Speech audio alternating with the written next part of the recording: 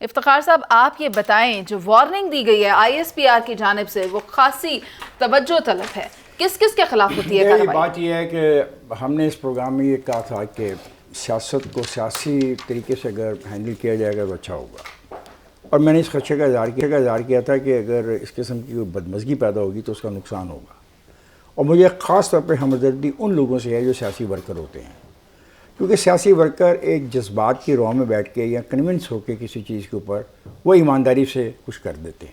اب ان کی لیڈروں کا کام ہوتا ہے کہ ان کو کدھر لیڈ کر رہے ہیں، اور یہاں پہ جو لیڈ کر کے ایک کور کمانڈر کے گھر والا جو واقعہ ہے، اور اس کے بعد سارے شہروں میں جو آرمی کی تنصیبات کو خاص طور پر نشانہ بنایا گیا، یہ بہت خوفناک تھا۔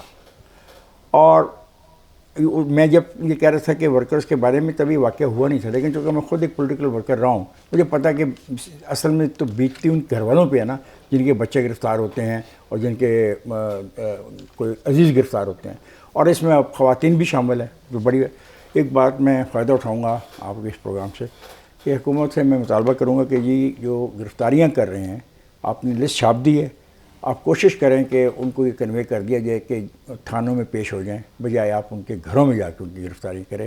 خاص طور پہ خواتین کے لیے تو بالکل سختی کے ساتھ اس بات کو یقینی بنایا جائے کہ ان کو مرد جو ہے پولیس والا وہ نہیں جائے گا، اور اس کو ایک اچھے انداز میں کریں۔ دیکھیے بات یہ ہے کہ دیکھو اگر سول ڈس آرڈر پیدا کرو گے، اگر وینڈلزم کرو گے، اگر لوٹنگ کرو گے، اگر اسالٹ کرو گے، اگر پولیٹیکل سبورشن کرو گے، تو یہ نتیجہ نکلے گا جو آپ نے مجھے بتایا کہ فوج پاکستان نے آج کیا فیصلہ کیا ہے، وہ اس سے خوفناک بات ہے۔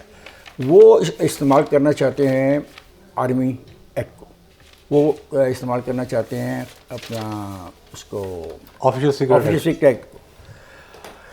اللہ جانے اس کا کیا نتیجہ نکلے گا۔ ٹرمپ کے حامیوں نے بھی حرکت کی تھی، وہاں پہ 2000 افراد پہ مشتمل ایک ٹولہ تھا جو چلا گیا تھا، ان میں سے اب تک 1000 افراد کو کیمروں کے ذریعے انہوں نے آئیڈینٹیفائی کر لیا اور ان پہ ٹرائل ہو رہا ہے۔ اب ایک بات میں اور کہنا چاہوں گا آپ کے سوال میں کہ آخرکار فوج نے اتنا سخت بیان کیوں دیا ہے؟ لیکن یہ ظلم خلیل زادہ ایک آدمی ہے جس کا اس علاقے کے خطے میں پتہ نہیں کیا انٹرسٹ نیا ڈیولپ ہو گیا ہے۔ اس نے کہا کہ 2 شرائط ماننی چاہیے، ایک تو چیف آف آرمی اسٹاف کو استعفیٰ دے دینا چاہیے، اور دوسرا ہے کہ انتخابات ایک شخص کے کہنے پر جو ڈیٹ وہ دیتا ہے اس پہ کہہ جائیں۔ یہ بات وہ برسر عام کہہ رہا ہے۔ تو اب جو فوج نے کہا کہ جو بیرون ملک بیٹھے ہوئے ساری کھیل کر رہے ہیں، تو صاحب اگر ایسے بیانات آئیں گے تو ان کا حق بنتا ہے کہ وہ ایسی بات کریں۔ تو میں سمجھتا ہوں کہ آنے والے دن جو ہیں وہ بہت اچھے نہیں ہوں گے، اور دکھ مجھے یہ ہوگا کہ اگر یہ آپس میں بیٹھ کے معاملات کو طے کر لیتے اور اپنی انا کا مسئلہ نہ بناتے تو آج معاملات یہاں تک نہ پہنچتے۔ اور اس کے ساتھ میں آپ کو ایک بات اور بھی شیئر کرنا چاہوں گا۔ میں آپ کو بتا دوں 7 جون کو بجٹ پیش کیا جا رہا ہے، اور بجٹ میں کوئی رکاوٹ نہیں آئے گی۔ اب جون میں بجٹ پیش کیا جاتا ہے، جولائی اور اگست 2 مہینے ہیں جس کے اندر یہ گورنمنٹ چلا سکتے ہیں، اور اگست میں ان کو اسمبلی توڑنی ہوگی۔ اب تک کے حالات یہ ہیں، لیکن جس قسم کی صورتحال پیدا ہو رہی ہے، اور اگر آرمی کورٹس نے لوگوں کو سزائیں دینی شروع کر دیں تو پھر تو بات دور تک جائے گی۔ اور ابھی ایک بات وہ کہہ رہے ہیں PTI والے کہ یہ ہم کیا کریں، ہماری تو قیادت ساری اندر ہے۔ قیادت اندر ہوتی ہے جب ڈائلاگ ہوتا ہے نا شروع، تو قیادت کو کچھ عرصے کے لیے رہا کر دیا جاتا ہے، they go to the dialogue and they come back to the jail. یہ ہم نے ماضی میں دیکھا ہے، تو ایسی بات نہیں ہے۔ یہ اگر کرنا چاہتے ہیں، اب عمران خان کی طرف سے ریکویسٹ آئے گی تو یہ ڈائلاگ ہوگا، اگر نہیں ریکویسٹ آئے گی تو پھر یہ معاملہ کسی اور ٹھیک ہے۔ ٹھیک ہے افتخار صاحب، مریم نواز نے ایک بات کی ہے، وہ کہتی ہیں کسی کو تا حیات نااہلی اور کسی کو تا حیات ضمانت دے دیتے ہیں، ترازو کا پلڑا ایک طرف جھکا ہوا ہے۔ اوبیسلی جھک رہا ہوا نا، اس پہ تو کوئی ایسی بات نہیں مریم نے کہ جو تمہارے علم میں نہیں ہے۔ مطلب یہ جو بات کر رہا ہے نوی چودھری، مجھے بتائیں کہ اس آئین میں کہاں لکھا ہوا تھا کہ ساری عمر کے لیے ڈسکوالیفیکیشن؟ آئین میں تو نہیں لکھا ہوا۔ اس کے لیے ایک بینچ بنایا گیا، اس بینچ کی سربراہی اس نے کی جو سابقہ چیف جسٹس ہے، اور وہ سارے لوگوں نے۔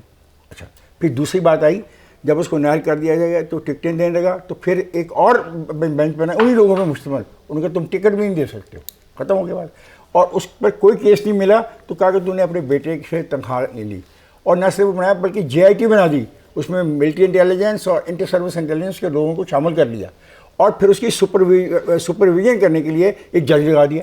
تو اس طرح کا مذاق تو ابھی ہم نے حال میں دیکھا تو ہے۔ اور یہ کل ہے ریمانڈ سے ایک آدمی کو بلا کے کہنا ہے کہ اس کو قیدی کے طور پر نہیں لانا، اس کو مرسیڈیز پہ لے کے آنا ہے۔ دیکھیں آپ کے جو اشارے ہم نے اسی سے سمجھنا، ہمیں کیا پتہ. اور جب آپ کے پاس آ جائے تو آپ نے جو اس سے ڈائلاگ کیا ہے، میں نے تو آپ کے پروگرام میں کہا تھا کہ اگر میں کبھی گرفتار ہو جاؤں تو کیا چیف جسٹس صاحب میرے سے ایسی بات کریں گے، اتنے پیار سے، اتنے سلوک سے؟ نہیں، آپ سے نہیں کریں گے. کیوں؟ وجہ؟ I am not the Pakistan. Sir, you are. I am the Pakistan. But you're not his favorite, no? What? You're not his Okay, that's the problem. آپ لاڈلے بھی نہیں ہے نا. That is the problem. پڑھ نہیں یہ سکتے. دیکھو نا، یہ تو عام باتیں ہو رہی ہیں. آج جس طریقے سے جو پروسیڈنگ ہوئی ہے، خدا کی قسم مجھے سمجھ نہیں آ رہی ہے کہ عدالتوں نے اپنا شے کیا کر دیا.